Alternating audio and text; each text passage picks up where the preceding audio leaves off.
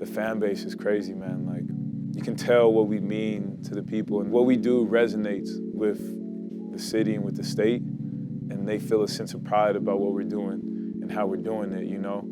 You go to those games and it's nuts. Like, I always say, like, it doesn't feel like an American soccer stadium experience. It feels like I'm in Latin America playing, because the fans are loud from the first to the last minute. There's drums going on. Like, the energy is just crazy. And it's hard, like, you can't find that. Like, not even just in the USL, but it's hard to find that in MLS in general, in professional soccer at all. Like, to find that sort of fan experience and fan atmosphere, like, it's few and far between. So I think that it's a special place. The energy here is definitely a lot different from other places you go.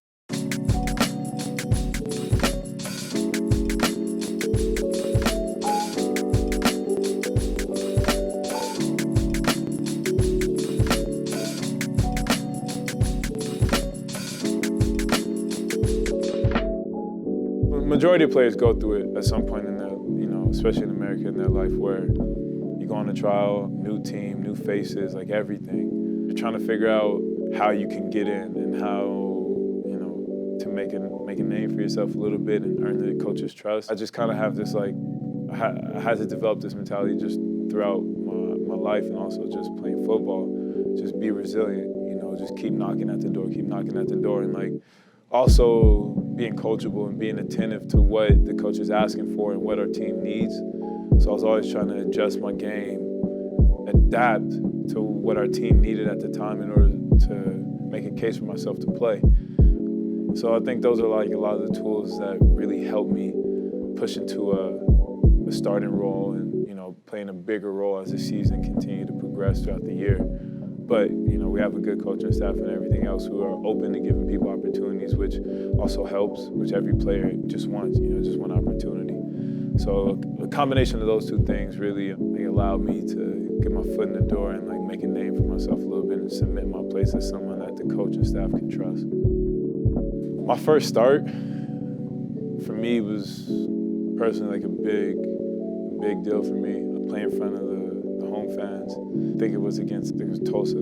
Yeah, that was, like, one of the top moments for sure, because it's also the first win of the season for us. Before the game, I was thinking, like, all right, like, you know, just ease your way into the game, make your first couple passes, and, you know, find your flow, find your groove. You get an opportunity, you want to take advantage of it. You got 90 minutes. You know, you don't have to. I stopped thinking, like, okay, I have to do it in the first 10 minutes. Like, no, like, a good game is built gradually over 90 minutes. It's a good couple passes, and then, like, filling your way into the game and taking what the game is giving you, right? And so I went into it with that mentality. And then I have a whole bunch of pressure.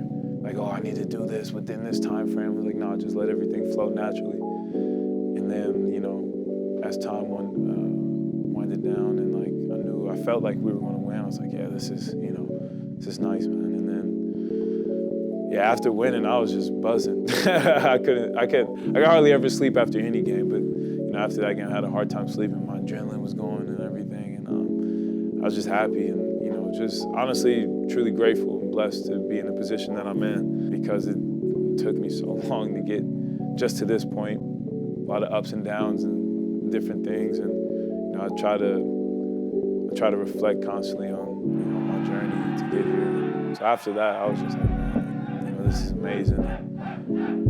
Just being grateful, man, and appreciating the opportunity that I got, and also just appreciating myself for not giving up and continuing to work. Through my journey, I've begun to realize that when you step onto the field, like, no matter who your opponent is, like, you know, you got to dominate. There is no real difference. When you're between those white lines, like, I don't think about, you know, their stadium or, you know, how much money this guy is making. I'm like, this dude is my competition, and I got to beat him. So I was really calm going into the match, because I also, like, trusted my preparation and just myself. I have a lot of belief in myself and my capabilities. But just being in that stadium, that atmosphere, and having the opportunity to play against a team of that caliber was really nice too, because you always want to know where you're at, where your team is at, and how you stack up against, like, better competition, because then you know where you need to improve. that was like, it was a really good learning lesson and great feedback for us as an individual player, but also as a team collectively.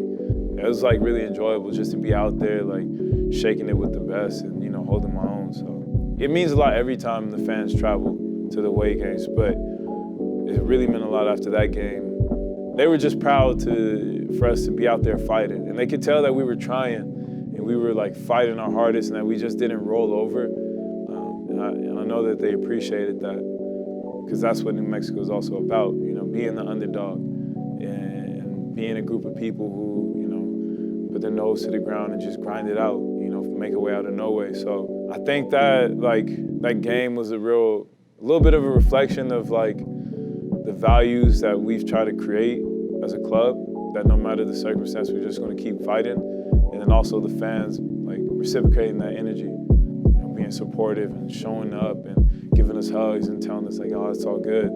It's a nice reassurance to know that like no matter what, they're going to support and be there for us. We're aggressive, we're strong, we're a physical presence, but we're also skilled. We got poise, we have talent. Just represent the values of, you know, the New Mexican people. Real warriors and real genuine and hardworking people. That's what New Mexico 2.0 looks like for me.